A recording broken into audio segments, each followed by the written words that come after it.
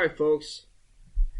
Today we're going to talk about Captain Marvel, or Captain Marvel, depending on your pronunciation, and if you grew up on the planet Hala, or if you grew up on the planet Earth. So, my main man slash main arch friend.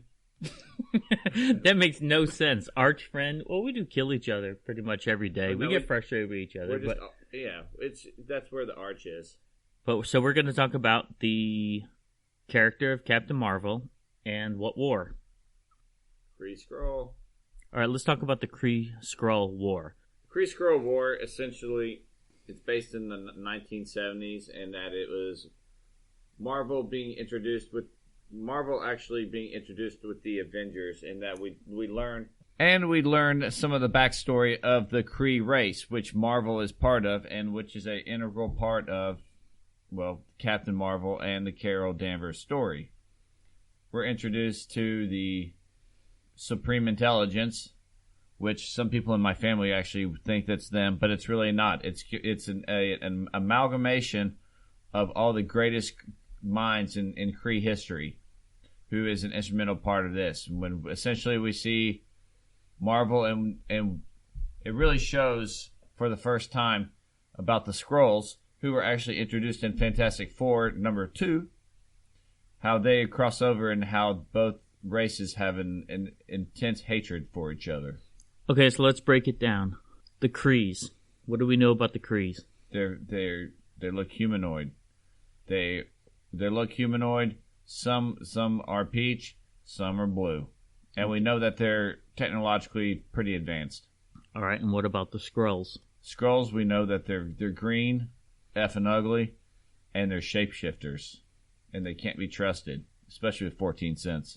Okay, so why do they hate each other? What's the war about?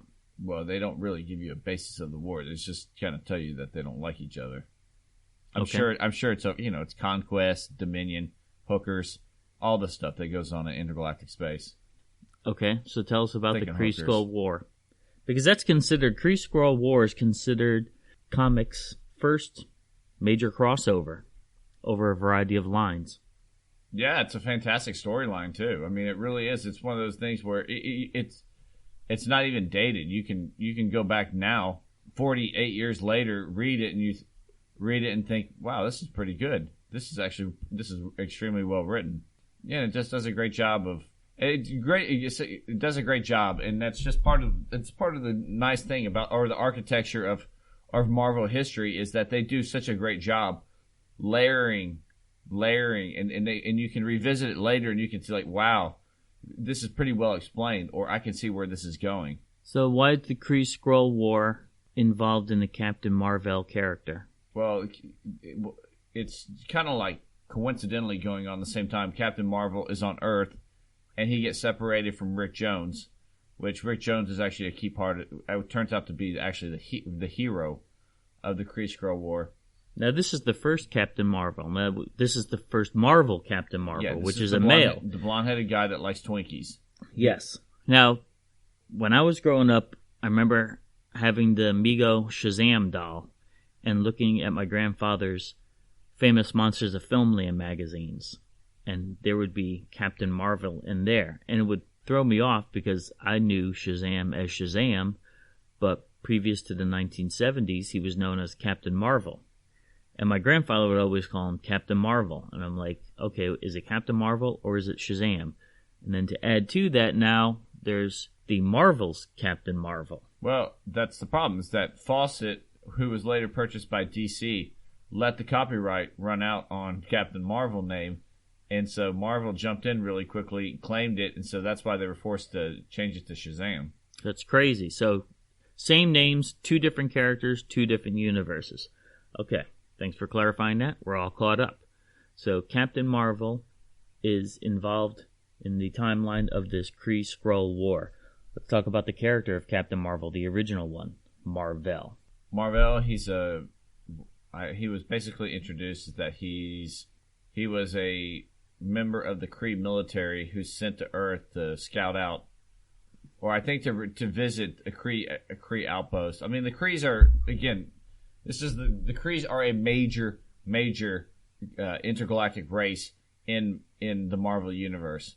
So a long time ago, even before I was born, the Kree visited the Earth, and that's when they essentially laid down the seeds, or they started evolving.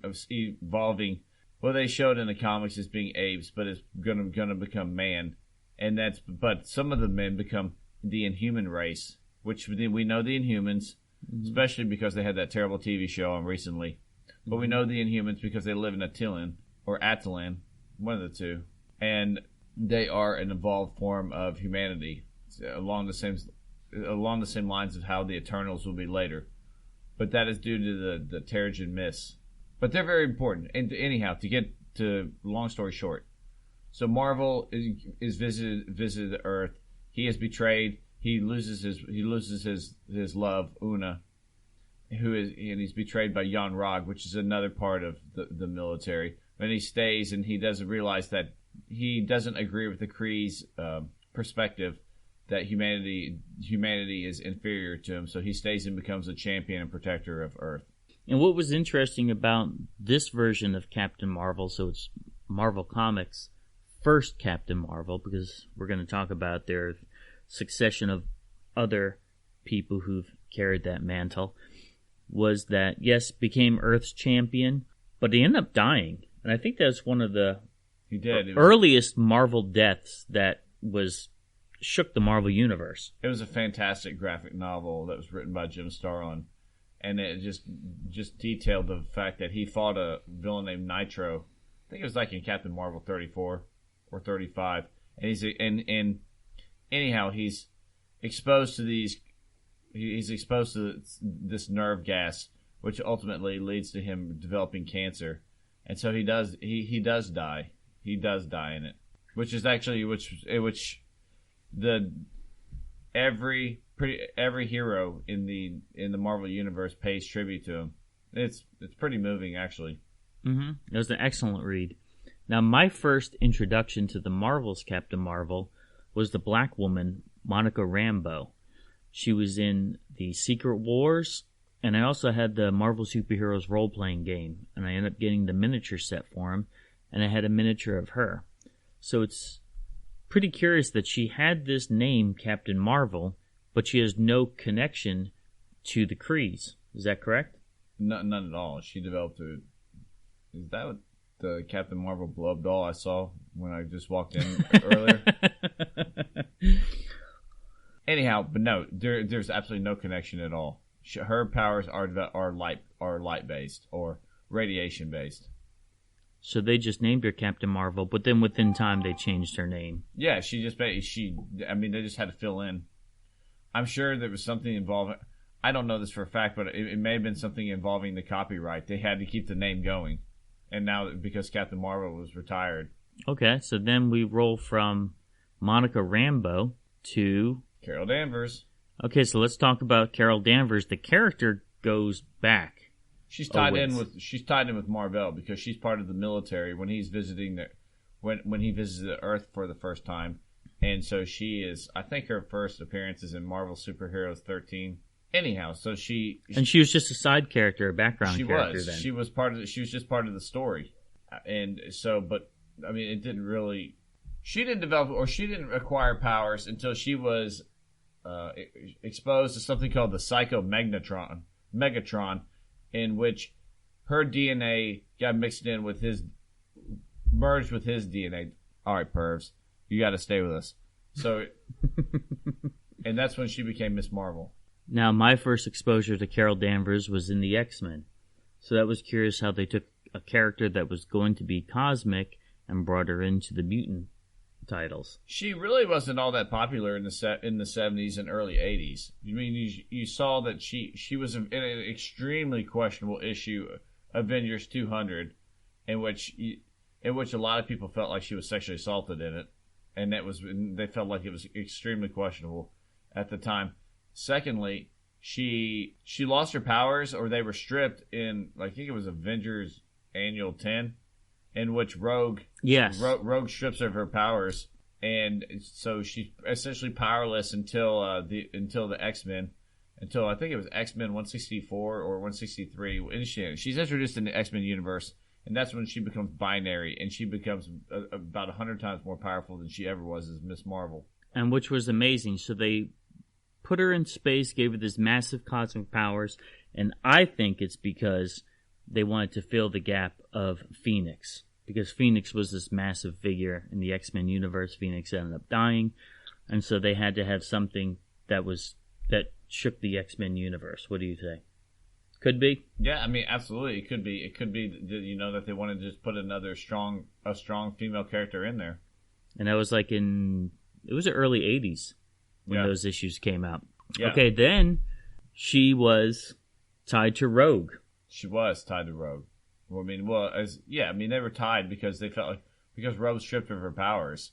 But, it's just one of those things that they quickly had resolution after that. All right. My main man, thanks for talking about the Preschool War. My pleasure. Captain Marvel. We look forward to talking more about comics with everyone next month. Thank you so much for joining us. Please continue to follow and interact with us on both Facebook and Twitter. If you use Apple IIe, Commodore 64, or Tandy computers, find us on your bulletin board system. Your 5-star feedback is always welcome. Until next time, live long and may the Force be with you. Nanu Nanu.